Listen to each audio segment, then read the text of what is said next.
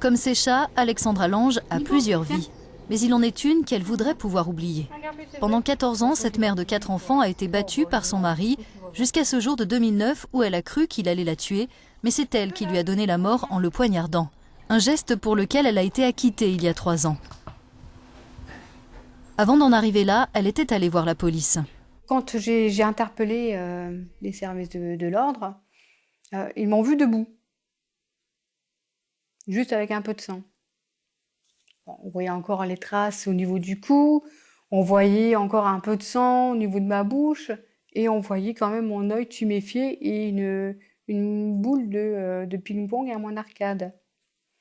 Et le flic, en restant dans sa voiture, « Ah bah c'est vous la dame qui voulait porter plainte ?» Bah oui, c'est moi, voilà, je viens de subir des violences de la part de mon mari, et voilà, j'en peux plus quoi. « Ah bah vous êtes pas assez en sang, hein. » Pardon? Bon, ben, tant pis, je reviendrai quand je serai morte, quoi. Son histoire a été racontée dans un livre et un téléfilm intitulé L'Emprise.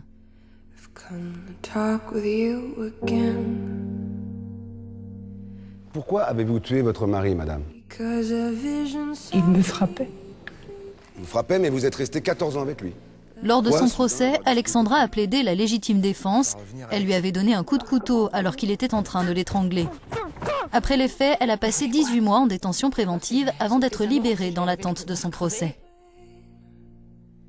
Quand j'ai commis cet acte et que je suis arrivée en prison, ben, j'ai cru être la seule femme à avoir tué mon mari parce qu'il m'avait frappée. Et là, je vois un reportage à la télévision, donc quand j'étais encore incarcérée, et je vois un reportage sur des femmes de la prison de Bapaume, où ben là j'entends telle femme qui a tué son mari sous le joug de la violence conjugale. Je dis merde, donc je suis pas la seule quoi. En France, récemment, c'est le cas de Jacqueline Sauvage qui a eu le plus d'écho. Pour elle, la légitime défense n'a pas été retenue. Elle a été condamnée en appel en décembre dernier à 10 ans de prison pour avoir tué son mari violent qui pendant plus de 45 ans avait abusé d'elle et de ses enfants. Elle l'a abattu en lui tirant 3 coups de fusil dans le dos. Le président François Hollande lui a accordé en janvier une grâce partielle après une mobilisation nationale en sa faveur. Parmi ses soutiens, Eva Darlan. Victime de violences par le passé, la comédienne est favorable à une proposition de loi qui instaurerait un droit de légitime défense différé pour les femmes battues. Aujourd'hui, seul le Canada dispose d'une telle législation. C'est une loi qui va protéger les femmes. Je veux dire que c'est bien évidemment que la légitime défense doit être aussi différée parce que on peut pas se défendre simplement au moment où on vous tue. Peut-être que, comme le cas de Jacqueline Sauvage, elle venait de se faire tabasser et le temps qu'elle prenne le fusil, ce n'est plus de la légitime défense. C'est inacceptable. C'est inacceptable. Le jugement de Jacqueline Sauvage était inique et scandaleux, vraiment injuste, très injuste et douloureux. Crue et nue, c'est le titre du One Woman Show qu'Eva Darlan a écrit et produit. On veut tout de suite, et plus vite que ça. Elle y raconte les femmes et leur corps, mais aussi les violences dont elles sont victimes, elle qui a été la cible d'un père abuseur et d'un compagnon violent. Les lois ne sont pas appliquées. Les lois ne sont pas vraiment appliquées. Elles sont un peu appliquées. La loi de la protection, vous savez, en dehors du domicile, à moins de 500 mètres et tout ça, est rarement appliquée. Le harcèlement moral, c'est pratiquement jamais. Moi, j'avais un dossier comme ça de harcèlement moral. Il a été classé sans suite.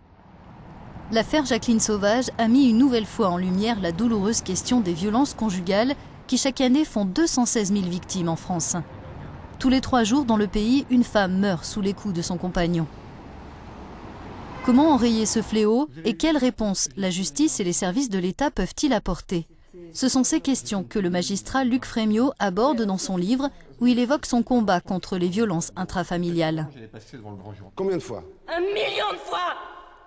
Et vous l'avez tué? Je vous ai posé une question, est-ce que vous avez tenté Luc de tuer Frémiot votre mari? était également avocat général dans le procès d'Alexandra Lange. Dans son réquisitoire, il avait appelé les jurés à l'acquitter et relevé l'inaction des autorités. S'il prend largement le parti des femmes battues, il estime malgré tout que réécrire la législation sur la légitime défense, dans le sillage de l'affaire Jacqueline Sauvage, c'est s'engager sur un terrain glissant.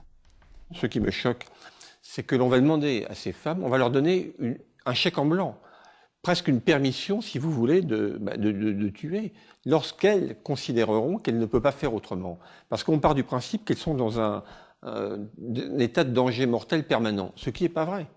Il y a des périodes où les choses se passent mieux, il y a des périodes qu'on appelle les lunes de miel, où au contraire l'auteur de violence essaie de revenir vers sa femme en promettant qu'il ne le fera plus. Il y a plein de périodes entre les scènes de violence. Et c'est ces périodes-là qu'elle doit mettre à profit pour s'en aller, pour aller déposer plainte, pour contacter un avocat ou une association. On peut comprendre qu'une femme, légitimement, ait de la haine pour la personne qui, depuis des années, la bat.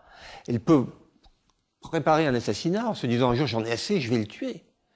Et c'est possible préparer un assassinat dans ces conditions-là, en disant après, il y avait la légitime défense différée, voilà, donc je suis pas coupable. C'est pas possible de faire ça. C'est remettre en cause tous les fondements du droit et également la règle des vies en société. Morgane Célimane a subi des violences de la part de son mari pendant 4 ans, jusqu'à ce qu'elle finisse par déposer plainte et obtienne sa condamnation à une peine de prison. Elle a écrit un livre pour alerter les femmes qui vivraient la même chose et les inciter à réagir. Ça va commencer vraiment quand je suis enceinte et ça peut démarrer d'un rien.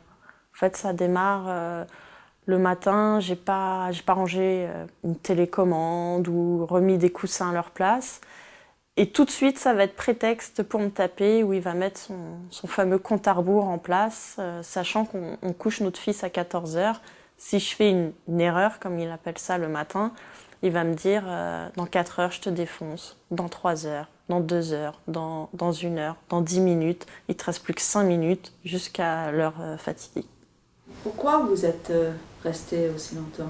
Il y a l'amour quelque part. J'ai toujours l'espoir que je suis enceinte, donc je vais fonder une famille. Donc j'ai l'espoir, oui, de fonder une famille et que cet homme change et devienne bon. Et puis la peur. La peur qui va prendre de plus en plus de place parce que je me dis que cet homme est fou et qu'il va me tuer et qu'il va peut-être s'en prendre à ma famille. Et voilà. Et en plus, de toute façon, il arrive un moment où il me tape tellement tous les jours et tout que ça devient un rituel et que la seule chose à laquelle je pense, c'est l'humeur dont il va être, à espérer que demain je sois en vie pour nourrir mon fils. Et voilà, on n'a plus le temps de penser à partir ou quoi que ce soit. Aujourd'hui, Morgane vit en Normandie avec son fils après s'être cachée pendant plus d'1 an. Elle dit être reconnaissante envers les associations qui l'ont aidée. Mais elle reste inquiète, son ex-mari est sorti de prison et la justice l'autorise à voir son fils. Il l'a menacée quand elle a écrit son livre. J'ai plus aussi peur qu'avant, c'est sûr, c'est plus la même peur. Maintenant, j'ai peur du jour où il va péter un plomb, peut-être un jour plus qu'un autre, et que ce jour, il passe à l'action et qu'il me tue.